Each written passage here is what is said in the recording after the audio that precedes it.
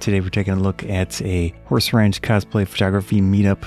We've done this multiple years. Seems like every year I have different equipment that I use to take the photos. I'm going to go over all the photography related stuff. Let's get started.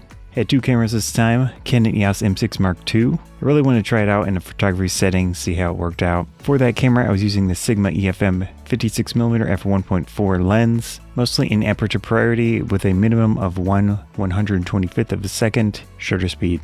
I was using face detection autofocus with servo mode. Curious to see how face detection would work, especially in a cosplay setting. It's not going to be a normal situation with cosplay versus just a standard model or something. Other camera I was using is the Nikon Z5 with the Z50mm f1.8s, face detection mode with servo autofocus, A1 AFC priority selection to focus. This is the main thing. I think that really helps out with getting proper face detect autofocus on the Z5. I don't have the EVF for the Canon EOS M6 Mark II. You just have to get used to using the screen as the composition aid. Good enough in many situations, although if you really want that standard photography experience, get the add-on EVF for the camera. However, it will limit your ability to use flash. With the Sigma lens, there were situations I ran into flare. I don't tend to use hoods, and the lens actually does come with a hood. I didn't use it, and I did run into some flare situations, but you can use that in your photos if you want the added look, added effect. You can see the action as I'm doing it, point of view style. In this case, I was using an action camera on myself, connected to my backpack so that it was easy to get around. I didn't have hassles of carrying a tripod. For the video side of things, it actually allows me to look back and see how I was taking the photos. If some positions, some orientations of how I was standing, how I was angling the camera, I can look back at that and see if it works out well. I'm actually impressed with